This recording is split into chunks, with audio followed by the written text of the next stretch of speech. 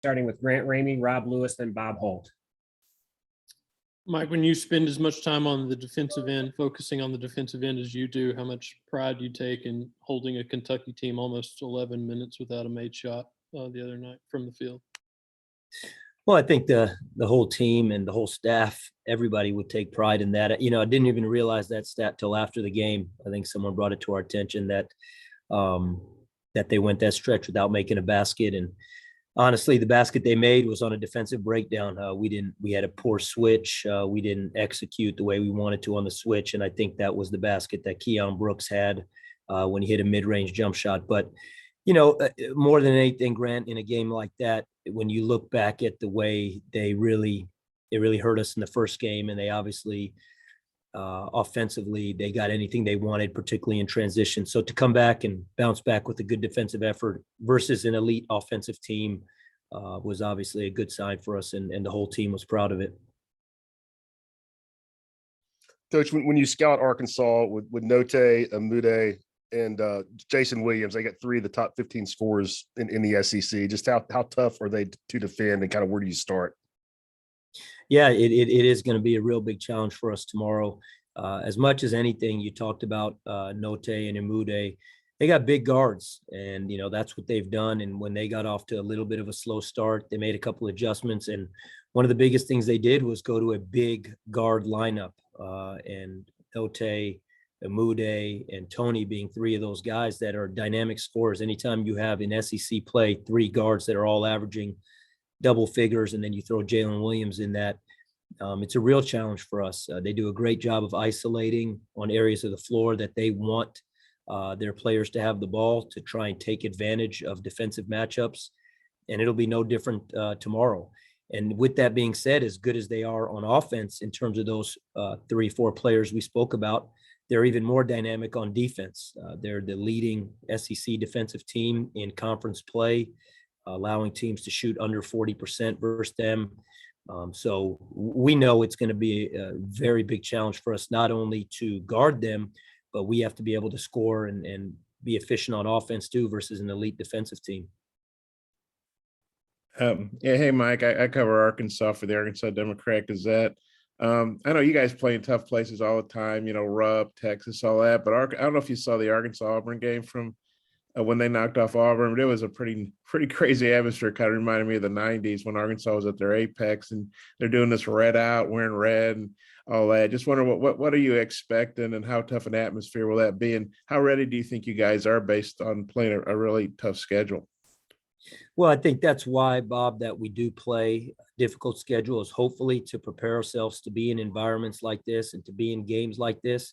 But without question, we know that playing at Arkansas is as difficult as there is in the country. I mean, we really believe that, you know, we love our fan base, and Thompson Bowling Arena the other night, Tuesday, was electric. We feel we have as good a home court advantage as there is in the country, but we also know what it is to play at Arkansas. We've been there a few times. It's been rabid when we're in there. We have seen the Auburn game, and Arkansas is a heck of a team, one of the top teams in the SEC. And so we know what the atmosphere will be like tomorrow afternoon. Our readiness for it, all you can do is prepare in terms of what we've had up until this point. We've played some tough games in the SEC. We went on the road in non-conference play to try and test ourselves and prepare ourselves for games like this. But you can never, until game time and the ebb and flow of the game, we'll obviously have a much better answer as the game's going on. But we've talked about it. Our guys know what that environment at Bud Walton's going to be like. And now we have to go in and, and hopefully keep the crowd as quiet as possible. Thanks. Go next to Ryan Shumpert, Jimmy Himes, and Mike Wilson. Just how big of a factor has the improved ball movement been in the offense's growth the last few weeks? And who are some of the best players on this team moving without the ball? Yeah, Ryan, that has been probably the biggest thing on offense. I think a lot of people have talked about that. We've made shots recently and we've shot the ball better, and that's true. But we feel like as a coaching staff and players-wise that it's because of the ball movement, because of the player movement, the crisp passing of the basketball. And a couple things that probably go unnoticed is our post players' ability to connect the offense, whether it's John Fulkerson or Urosh or now Jonas playing more, Brandon Huntley when Josiah is at the 4 spot. Those guys do a really good job of keeping that offense moving on the perimeter, flashing out to the perimeter and, keeping the ball moving. Then from a standpoint of cutting without the basketball, I think everybody's grown in that area, but without a doubt, the one guy that we use as an example when we talk about watch film, show the guys is Santi. The way Santi cuts and moves without the basketball continually is really beneficial for our offense. And he does it, and it snowballs to the other guys. It really starts to, help them. They watch him in film, and coach uses him as an example. So I think all our guards are doing a better job moving without the basketball. We're much less of standing and watching, and now we're cutting and moving. And it's been a real strong impact for our offense. Mike, you touched on him earlier, but JD Notae, what makes him such a prolific scorer? That he can score all levels, and that he's a really physical guard that, as well as anybody in the country, knows how to score through contact, whether it's through a guard that's guarding him, whether that is taking the ball to the paint with a post player. He knows how to draw contact, get his body into the post. He's extremely dynamic, Jimmy, in transition. He can get to the paint or pushes the ball to the paint very aggressively. So there's really no matchup that you can say, oh, we can take advantage. We can put a bigger guy on him, or, hey, maybe a smaller guy like Zakai or Kennedy can get underneath him. He really takes away any of those advantages because of his dynamic offensive game. So we know it's going to be a great challenge. And if a guy like Zakai or Kennedy or Santi are guarding him, he'll try and take them inside. If he gets a big on a switch on the perimeter, he will drive the basketball and see if he can get into their body. And any crack that he has in transition, he's going to take advantage of. So he's one of those guys that we talk about the minute the rebound, the minute they secure the basketball, meaning Arkansas, we have to be in total focus to be able to stop him, because there's at no point does he have a weakness in terms of his ability to go score the basketball or get a shot off.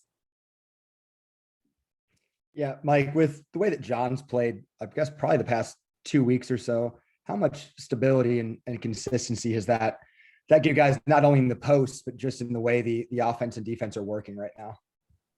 Yeah, it's so big for us, Mike, because we all know his veteran status as a 6th-year guy, but for him to be able to play the way he's playing and bounce back from a time that obviously he was struggling a little bit offensively is really big, because we think not only is he playing better right now, but we're hopeful that his best basketball is still to come in the last 2 weeks of the season and into the SEC tournament. On the defensive side of the ball, he's always been someone that we have really counted on scouting report wise to be able to execute our defensive game plan.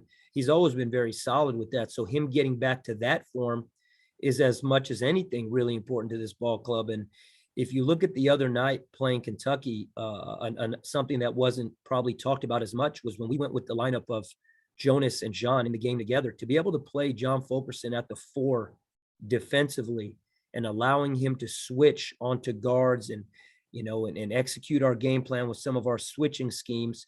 That was really important, because to this point in the season, Josiah has been the main guy that we've had to count on to do that. And when he has to play 36, 37, 38 minutes and do that continually, from playing on the wing, then going to the 4 spot, switching onto the other team's 4-man and playing in the post physically, defensively, to have John be able to do that the other night versus Keon Brooks and switch on to guards and guard Jacob Toppin and switch on to Kentucky's guards, that was big. And it doesn't have to be for the entire game, but if he can do it in spells and minutes at a time, it really helps us. And then you throw into the fact that Josiah has been in foul trouble, 2 of the last 3 games. And so him to be able to do that brings a lot back to our team. And during this stretch, this last 7-8 game stretch, that's been big. So his offensive pace of play, his aggressiveness, getting back to being himself, and then defensively being able to execute what we want to do has been a big positive for us. We'll go Ben McKee, then Reese.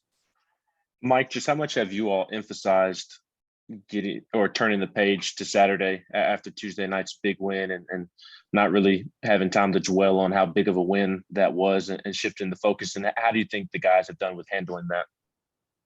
Yeah, the page was turned in the locker room right after the game, to be totally honest with you. We immediately in the locker room after the win Tuesday night, we started talking about the challenge and what faces us heading into Bud Walton on Saturday. So I don't think there's any hangover whatsoever in terms of thinking about the Kentucky game and thinking about what a big win that was. And it was a big win.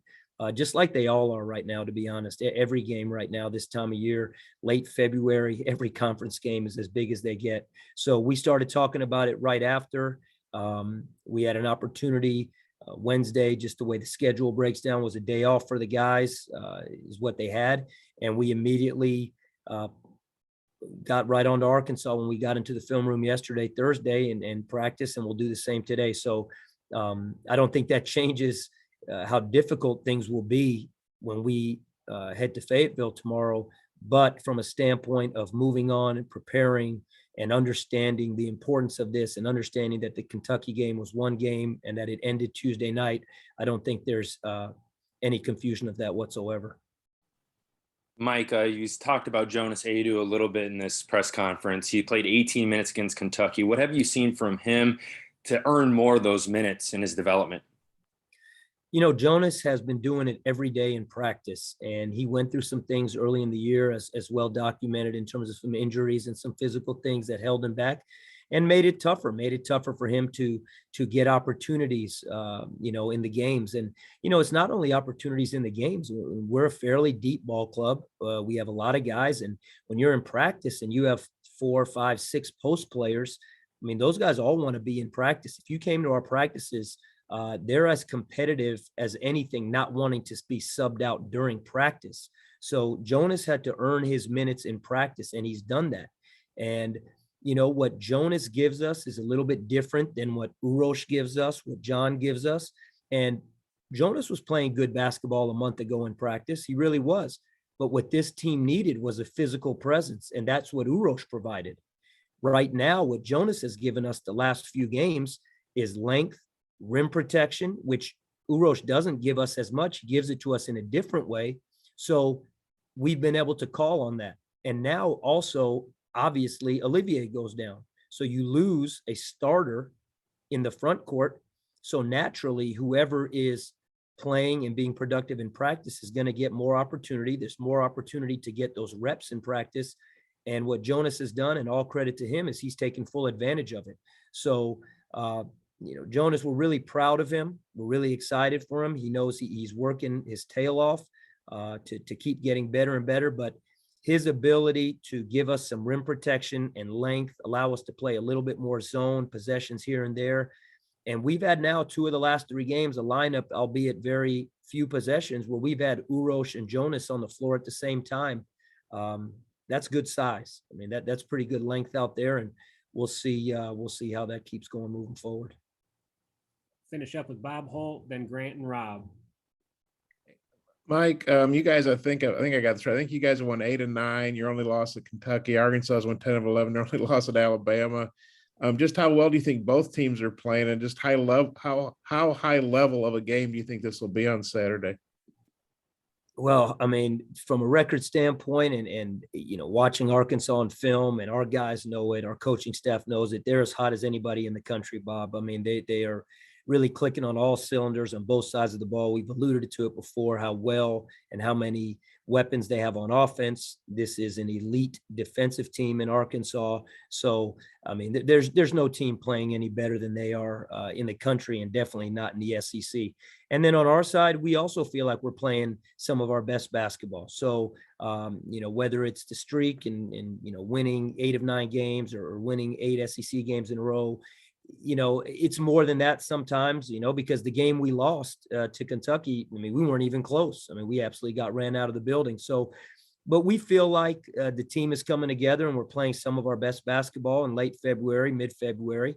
Arkansas has been doing it for about 6 weeks now. They've been playing their best basketball. So it has all the makings to be a high-level basketball game. But every game is a different identity. Every game takes on its own unique challenges and ebb and flow. So we'll see what happens going in tomorrow. But again, you asked and you brought it up. The first question was about Bud Walton Arena and the atmosphere in there. And I mean, the home court that Arkansas has and what their crowd can mean to their team is huge. And we've seen it. We've seen it watching tape, and we've been in that building, as we alluded to before, just like it is for us when we're here in Thompson Bowling. So you hope it's a very high level game, and but we'll just have to see how it goes tomorrow and all the ways that, the unique things that the game will bring. Mike, with Kennedy and Zakai and Santi, you guys have 3 of the top 9 steals per game individual players in the league. How much of that is player skill? How much of it is defensive scheme? How much of it is just effort? Yeah, great point, Grant. Probably a little bit of all 3 things. I think when you think about those 3 guys, I don't know if we thought that, can't remember the exact game, but one game, Kennedy and Zakai had 10 steals between them.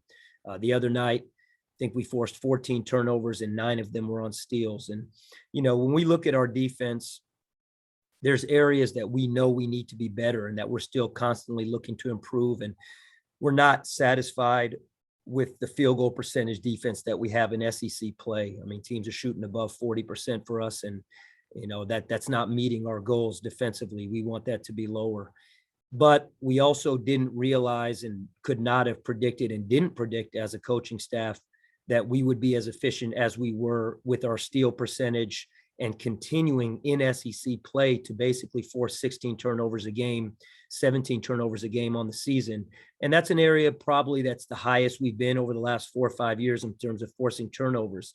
And steals have been a really big part of it. So it's kind of become a little bit of the identity of this team between those 3 guys, Santi, Kennedy, and Zakai, being very dynamic with steals and particularly some late game steals, particularly Zakai and Kennedy in particular. So, I think it's kind of happened on its own, but they know their job defensively is to be what we call the head of the snake, and they got to provide pressure and make it a little bit of a challenge for the other team to get into their offense. And when the time is right, provide full court pressure.